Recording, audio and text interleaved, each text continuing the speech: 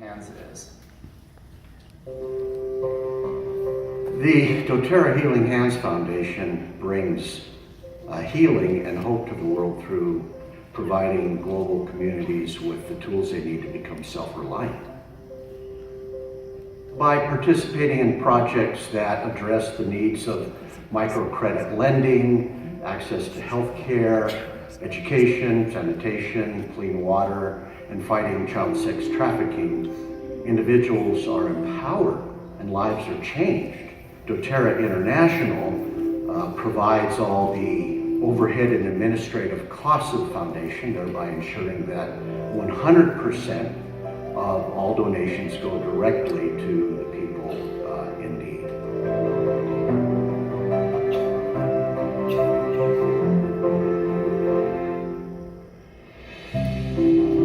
That's been the mission and the vision of the foundation from the very beginning. Even when doTERRA International didn't have very much, even when its founders weren't drawing a paycheck, but the desire, the objective was to establish a pattern of giving right from the very beginning. In fact, one might say that as much as we love the essential oils, as much as that brings hope and empowerment to people that use and share the oils, the culture really begins with this desire to give, to help, to liberate, and to empower others through the foundation.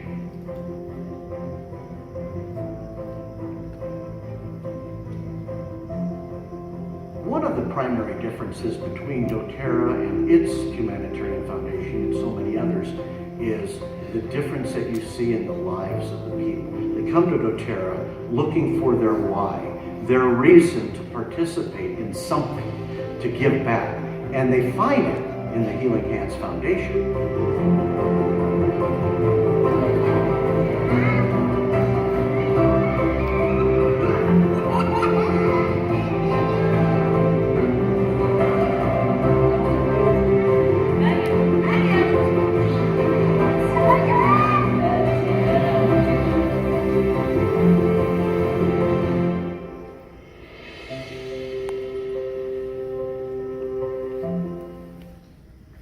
As we've had all these different initiatives around the world, we've been contacted by different companies that have the same ideals and philosophies as we do. And so we have quite a few corporate partners as well that we've partnered ourselves with.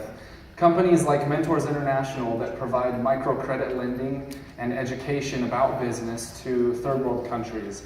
Now that loan might only be a couple $100s, but that loan would be enough to maybe let that CEO hire 1 or 2 more employees, or purchase another bag or 2 of wheat so they can provide more product or more bread that they've never been able to provide before.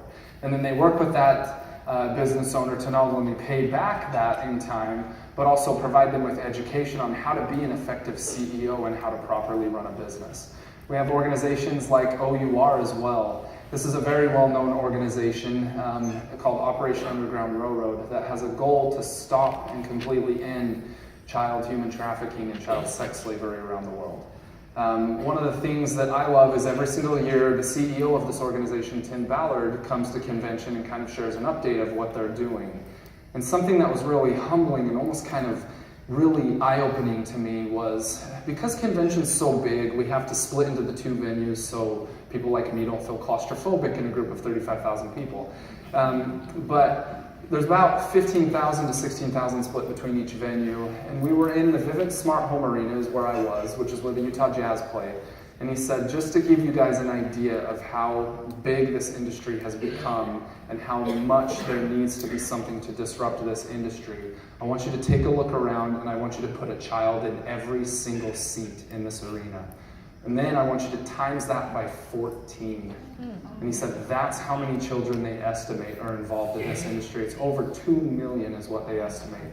Now recently I was in Milwaukee, Wisconsin, which is, I didn't know this beforehand. Milwaukee, Wisconsin is actually kind of a hot spot for human trafficking. And during my event, I actually had, during this portion, I had a lady in the back of the room stand up stop me in my mid-sentence and say, those numbers are actually outdated. It's more like 3 or 4 million children now. And she actually works in that industry in Milwaukee and in that area. So you can see how out of hand this has become. And it was really eye-opening to me to not only know that it's a huge problem around the world, but it's a massive problem here in the US as well. Rafa House is an organization that is a battered women's shelter in Rwanda. Three Strands actually works kind of in tandem with OUR, and that is an organization that is designed to go to schools and actually educate children on the signs and dangers and what to look for with human trafficking so they could even prevent that child from being taken in the first place. And then Days for Girls is an organization that travels around the world and educates women about their monthly cycle and teaches them that no, nothing's wrong with you. Your body's doing exactly what it should do, and then they work with them to educate them on women's health and provide them with things like reusable hygiene kits, and then also educate the young boys as well, as a lot of times they can ridicule them and make fun of them to where the women at such a young age don't want to go to school or don't want to be out in public because they keep getting made fun of. We have had such an amazing impact over the last 10 years, not with just the amount of jobs that we've created, but because of those jobs, the amount of lives that we've been able to impact as well. Haiti is an area where we have had a massive influence with clean water systems, providing a clean, running, sustainable source of water to areas of Haiti that have never had that before. Guatemala, we've been involved in what we call the Sika Bay Center, which is a clinic basically designed to provide healthcare to people that have never had access to healthcare before in Guatemala. Somaliland, we're working very hard here. For a lot of people don't know this, Somalia and Somaliland have the world's largest supply of frankincense trees. And that is such an amazing oil that we want to continue to provide. And some of the farming practices over there were actually killing off and destroying the frankincense trees because they didn't know how to properly harvest those trees. So when we went in, we saw a ton of trees that were scarred up and marked to where the tree was dead and could no longer provide resin. So we educated them on how to properly score a tree to where they could get the resin that they needed, but still allow the tree to heal and still provide that resin. And then we're also working with tribe leaders over there to basically create peace and to stop the fighting amongst these different tribes so they can work together in peace to ensure this long-term supply of frankincense because we need so much of it. One of the cool things that we got to see was in Somalia, that's where they harvest the frankincense, but all of that resin is actually shipped to a massive warehouse in Bulgaria. And that was really cool to see, wasn't it? It was like, do you remember how many tons it was? It was like 120,000 tons of frankincense resin. It was the world's largest supply of frankincense resin that doTERRA has in this one warehouse. And I couldn't help but think how much money was sitting in that warehouse. I don't know if you had the same thought. Actually, we did, because I pulled out my calculator and was trying to do the math. That's my analytical brain working there. And they only had like one rent-a-cop watching it with like one tiny security camera. And I sat there and I was like, I guarantee the people of Bulgaria have no idea what this is or what they're sitting on. But it was really cool to see that. And I've got a pretty cool picture that I took as well. Nepal, with that massive earthquake that happened here back in 2015, because we were able to be pretty much almost first responders with these areas, we were able to go in and provide temporary shelters, tarps, food, whatever these people needed as they were about to go into their monsoon season. And the way that the government works there is it's kind of like a lot of companies and a lot of humanitarian efforts sent a ton of product over there, but Nepal didn't really know how to handle it because so much was sent to them so quickly. We had a very highly connected contact there by a gentleman by the name of Bishnu, who actually loves doTERRA so much he moved to the US and recently was hired by us as a doTERRA employee to help the efforts in Nepal and to help the sustainability of the products that we source from Nepal as well. These are just a couple of the major highlights. In Bulgaria, it was really cool to be there, not just to see the fields as well, but we're involved with companies like the Social Tea House, which is designed to educate children and basically teach them things like work ethic to keep them off the streets and out of the prostitution ring that is pretty common in Bulgaria for young women to be involved in. We were also able to go and play with children at an orphanage that had never ever had Americans come there before. And it was really cool to sit and to play with the kids. And we couldn't really communicate with them as they didn't speak English. In fact, there's a lot of gypsies there. Google Translate came in very, very useful on that trip. But just to see their eagerness and their willing to want to meet us and get to know us and to talk to us and show us their skills. Like, they were amazing at ping pong and soccer. It was ridiculous. But it was so fun to just sit down and play with them and just show that, hey, you know, there's people out there that care. We were involved in moving dirt piles for them and painting fences and building up a new fence, painting murals that an artist came by as well, and just getting to know them and helping things like also rebuilding a community center that's there. It's really cool to be involved in those types of amazing initiatives that we have going on around the world. And one of my favorite initiatives currently, and one that we're going to learn a little bit more about later as well, is in Kenya. And I want to show you just a quick update video of what we have going on there. It's very much surprising because the poverty level here before was really, really bad. Whenever I come here, I see everybody is very busy doing something to earn his or her bread. Yeah. So you're investing in this area has actually changed the lifestyle. Yeah. So,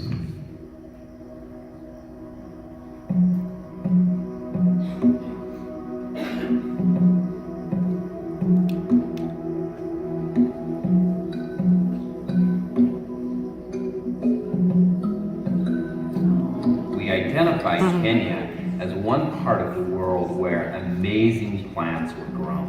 And we identified Kenya as a place where we could really make a difference and get amazing oils. I was recently with a grower in Kenya where they were with their first harvest of their crop. And we talked to them and said, you know, how excited are you? And they said, you know, in our small land we have grown for years, we've never had a cash crop, a crop where we're actually paid right as it was harvested. So this is a Bluetooth scale that's portable and goes out into the fields, and it links up with the field officer's mobile. They'll weigh the tea tree or ginger, or whatever it is, and it registers immediately on the phone. The video payment, that transaction is recorded in the farmer's account, and then those funds are transferred to the farmer's mobile. Within 24 hours. Yeah, we're pushing for instantaneous. We'll get there pretty soon. More 24 hours.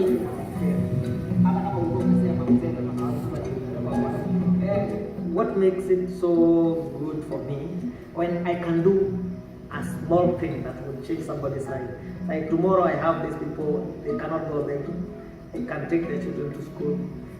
Because of one day I came and visited and spent 5 minutes to explain something. It makes a whole difference.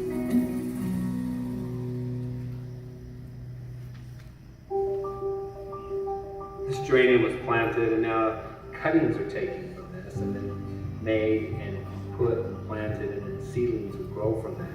And the seedlings are then provided to the farmer.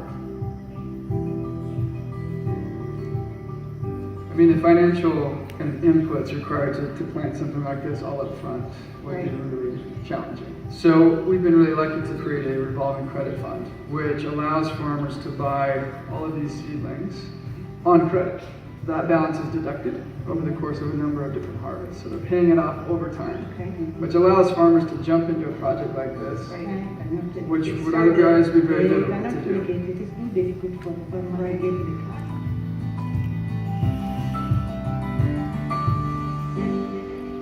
we've been growing it for the last 6 months. This is their first harvest. They planted in February this year. We're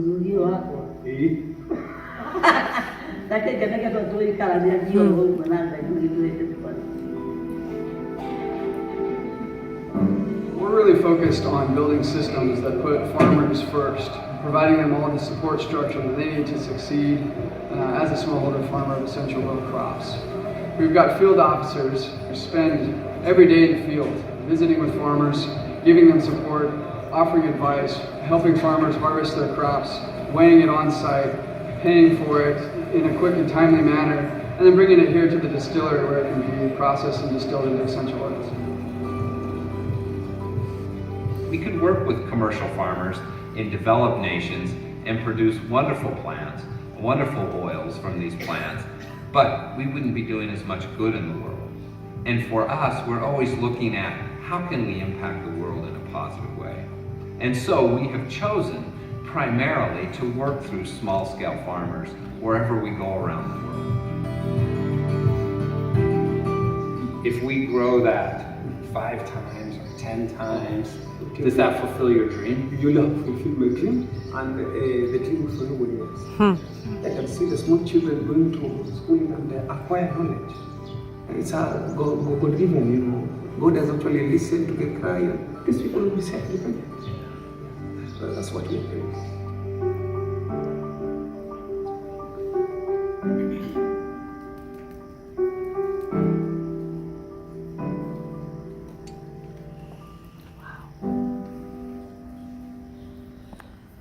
We've been able to accomplish so much just in the last 10 short years. The information that I've shared with you over the last little bit here is just a small snippet of the amazing things that we've been able to do. It's just the tip of the iceberg.